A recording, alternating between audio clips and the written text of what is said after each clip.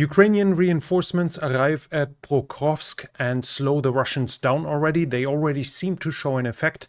We barely have any additional gains by the Russians in that region over the last few days, while at the same time the Russians strike Ukrainian cities and cause a lot of casualties with their missiles. We'll talk about this and what else has happened over the past few days in this situation report about the war in Ukraine.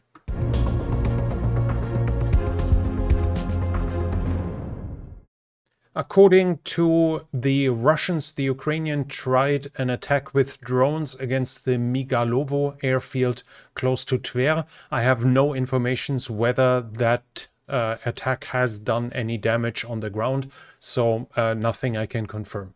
From Moscow, we hear that the refinery that was recently struck by the Ukrainians has stopped 50% of its production after the attack and after the damage sustained. And while that is obviously fantastic news for Ukraine, the article here at least says that it will take 5 to 6 days, so roughly a week, for it to be repaired. At least that's what the Russians are saying right now.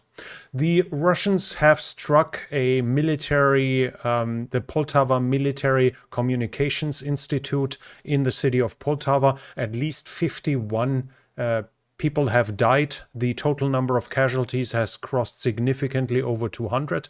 Now, some outlets called it an education center, a university. It seems to be connected to the local university, but it was an institute to teach soldiers basically technology, information technology. This is confirmed from Ukrainian sites. We also have here the Ukrainians saying that there was no drill, so it wasn't like they had a roll call and were struck by it, but they were using the regular installations of the facility to be trained before being sent back to other units. There they have been struck, and the damage that was done here, as we see, this was not the first time. This is happening since the beginning of the war, that the Ukrainians were still using established military installations that then after weeks, after months, and now after years inside of the war are being struck in the deep rear of the Ukrainians, in this case causing over 50 Ukrainian soldiers to die. Also today, in the night on today, an air attack happened, a missile attack happened on Lviv in western Ukraine. Several people died, and the tragic of the event is seen in this picture, because that was a family until yesterday night, until the night for today. Now only the man in the center is still alive. His wife, his 7-year-old daughter, the 18-year-old daughter, and the 21-year-old daughter are all being reported to have died in this attack against a civilian target in this case. We'll switch over to the developments along the front line, and here we have the Russians having a small advance here in Olgovka. We have a geolocation now of them being in the center of town. Now the Russians themselves confirm that the Ukrainians are still in Olgovka, so the gray zone has to be extended roughly like this here. We now have soldiers from both sides inside of the town. Then we have the Russians here in Riba confirming that the Ukrainians keep striking the pontoon bridges. Here we have them. Thus, in the Svanoye area, the enemy destroyed another pontoon crossing. So the Russians keep building pontoon bridges here over the same river, and the Ukrainians keep striking them. In total, it is expected that up to 3,000 Russian soldiers are more or less cut off from their lines of communication in this Glushkovo pocket, but as of now it's not being reduced. The Ukrainians do currently not attack towards the west to eradicate the pocket. They seem to be content in leaving it as it is. I do not see any other changes on the ground except the Russians being back in Olgovka. Other than that, nothing has changed to what I can see and what I can confirm.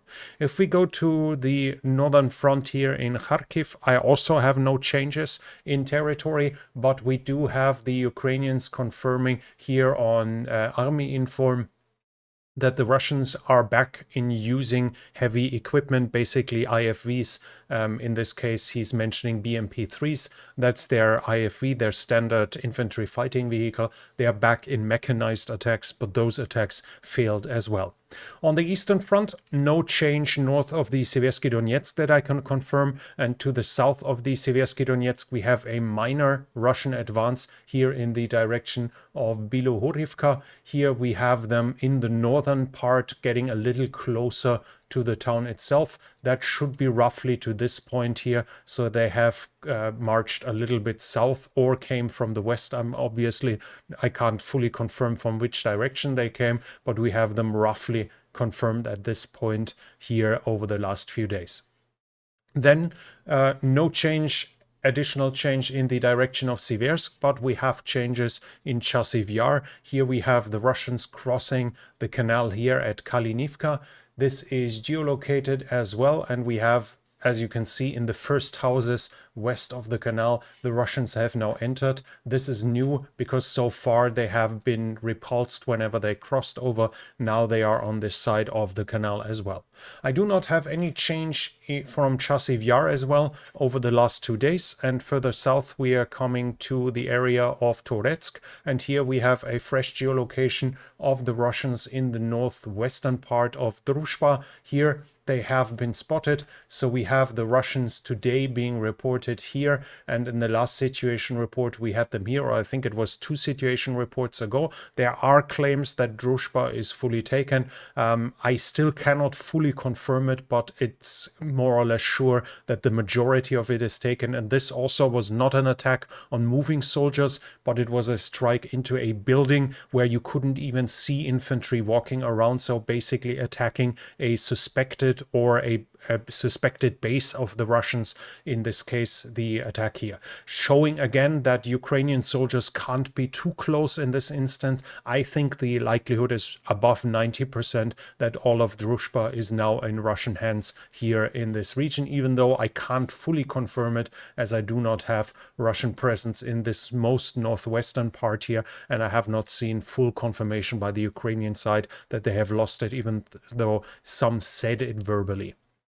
Then we go west to we move west. I do not have any significant change here in New York, so I think the Russians probably took some area here that was reported, but overall nothing has massively changed. Now we come to the high point, or the main focus of the Russians recently, that is towards Pokrovsk, and here I do not see any change in the direct region of Pokrovsk. Now we have the Russians here, which was to be expected. It's very likely that they have taken all of Pokrovsk, all of Novorodivka over the past few days. We already talked about it, but now we have a geolocation of a Ukrainian tank shooting from up here down towards here, shooting Russian positions. Now the tank is shelling from here, and this shows us, okay, so the Ukrainians can still operate inside of this tree line. The tree line is likely still in Ukrainian hands, and the Russians are down here. The interesting part is when we see the identification of this, and this was the 93rd Mechanized Brigade. This shows us that a unit is here that was just recently at Chasiv Yar. So after the National Guard Brigade that was sent a couple of days ago to Pokrovsk, which had already done its mark in this region down here, in here we had them fighting. We now have a second brigade that until recently was not at Pokrovsk. It's now here as well, and likely slowing the Russians down, appearing at this point. The Russians have also been pushed back locally, or at least temporarily, we should say. There is a geolocation of Ukrainians attacking into the town of Novorodivka. They are driving down with a BMP-2 and a tank, I think it's a T-64 BV here, and enter the town. They managed to enter. The video is being used to mock the Ukrainians because the reversing tank rams into the BMP from the side, which is quite possible because the driver will not have rear view in this regard, and if the commander is under the cupola, has closed the hatches, his way of seeing is reduced as well. So this has happened before, and it has happened with the Russians as well. But what we do see in this regard is that the Ukrainians managed to enter the southwestern part. Now this is not proof that this is now no longer held by the Russians. This is no proof that the Ukrainians managed to establish themselves there, but it also shows that the Russian presence in Novorodivka can't be that big if just 2 armored fighting vehicles can enter it and, at least till the video cuts out, manage to stay unharmed. And as this was a Russian video, we can expect that we would have seen them being destroyed if they had been destroyed. So it's highly likely that the Ukrainian mechanized forces were able to withdraw here as well, showing us that the Ukrainians don't just stop the Russians in the Pokrovsk area right now. They're doing small counterattacks, albeit with limited success at this point. Further south, the Russians have advanced in Halytsinivka. We had that in the past, that over the past few days, that the Russians took the northern part north of the river here. This area I reported to you that Dolinivka has fallen as well, and we have a fresh geolocation showing us now the Russians in the southernmost part of the town, probably coming from Dolinivka. This could theoretically mean, so it was here, this could theoretically mean that the Russians have advanced like this and that the region in the center is still in Ukrainian hands, but then again we would expect them to withdraw fairly fast. On the other hand, that might mean that the town of Halytsinivka has fallen, and that seems to be at the very least in the near immediate future, if it hasn't happened as of yet. So I would expect the next map updates to show roughly this line here as a line of control. So this is another Russian advance here that we need to address and that we can see, but in the overall, this is the only Russian advance that I had over the last few days, over the last 2 days, and on Monday we didn't have many Russian advances in the whole region as well, clearly showing that the Ukrainian reinforcements that are arriving are showing their effect. We're going down further towards the south in the region of Vuhledar, and here on the other hand the Russians keep advancing. They have reached Vodiane. They have, according to some informations, entered Vodiane, at least temporarily, and they managed to establish themselves in the tree lines quite significantly from the road that is here, which was until then the line of contact and the line of Russian control. Now they are right in front of Vodiane and have probably already entered it, even though I cannot confirm that they have taken it. The Russians also took the tree line and took control over it to the east of Vuhledar. The situation, whether they managed to establish themselves fully in the mine here, is unclear. It seems likely, but as of now there is at least still some doubt whether it's just the contested area or under full control. In the south on Vuhledar, nothing has changed, but there was massive change to the southwest of it. Just a week ago, roughly a week ago, the front line was roughly like this. Now the Russians managed to take several kilometers in width south of the river here, and they have taken the town of Prechystivka as well. So in the new report, this town here has fallen into Russian hands, and within the last week this whole area here has fallen into Russian hands as well. They keep advancing around Vuhledar, obviously aiming for a turning maneuver, forcing the Ukrainians to withdraw. That was it. I have no change otherwise. Of course, at the Dnipro there are reports of landings and landings that were being repulsed and of fighting, but all of it is at small scale. There are some claims that the Russians managed to advance further after Robotine, but no proof of it, as has happened for quite a long time. So I do not see any change in territory here, that any area has changed hands in the meantime. So we go to the overall situation. We start with Kursk. There, the Ukrainian President Zelensky said they want to keep the area in Kursk more or less likely until a diplomatic solution is coming. So as of now, they basically want to have a bargaining chip in regards to not freezing the front line but returning territory, as obviously it would be unacceptable for Russia that Ukraine stays in control of Russian territory in the near and medium future. Then he also said that it was the aim to force the Russians to redeploy troops towards Kursk. This is now Zelensky saying it. It was rumored and it was guessed that this was the goal, but military experts said, for instance, we cannot say that. We don't know what their plans were. We can assume a lot, but what the actual operational planning on the Ukrainian side is, we simply do not know. Now we have the Ukrainian president confirming that this was also meant to draw Russian forces towards towards the north, and he at least claims it was successful because he's talking about 60,000 Russian soldiers that have been redeployed towards Kursk. This is far bigger than any number we heard before. There we were barely over 20,000. We also have the Ukrainian commander-in-chief, General Syrskyi, saying that 30,000 are being sent there. So whether Zelensky has more information than others, or whether he's exaggerating the number to make the impression of a bigger effect than it actually has, is completely unclear in this context. But we have to assert that, and we have to acknowledge that the redeployments the Russians did towards Kursk were not in any measurable way coming from the Pokrovsk area, and that it has not immediately slowed down the Russians, even though some Russian mill bloggers were, for instance, saying that they withdraw our reserves. So the frontline units are not being weakened, but what was behind it, some of it at least, was withdrawn to Kursk. We'll have to see how it continues over the next days and weeks, obviously, to what effect Kursk will slow down the Russians in the east, to what effect the Ukrainian redeployments towards Pokrovsk will stop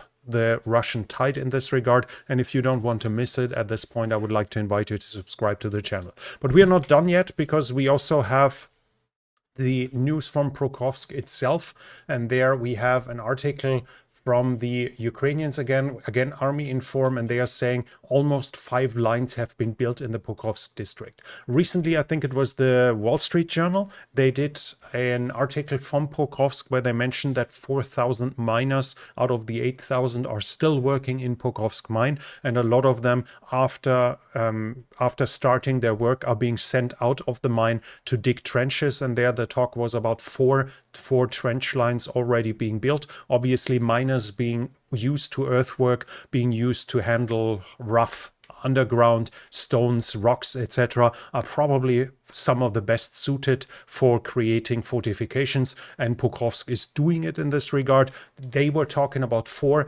Now we have the Ukrainians saying here that 5 lines are being built.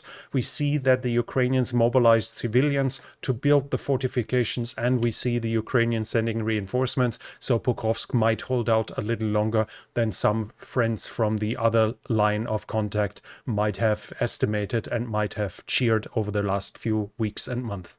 Let's switch over to troop generation. There we have, and reinforcements. There we have here the report that the Russians are testing right now new gliding bombs. Those gliding bombs will, according to this, receive bigger wings, increasing the range of them, and thus obviously helping the Russians avoid Western air defense systems and avoid the F-16s with their AIM-120 AMRAAMs. We'll have to see to which degree this is going to be successful and to which degree it's going to be implemented, but obviously bigger wings will allow for a bigger lift and thus a longer gliding range. So this seems to be logical that it should work in the long term, and that this change should work.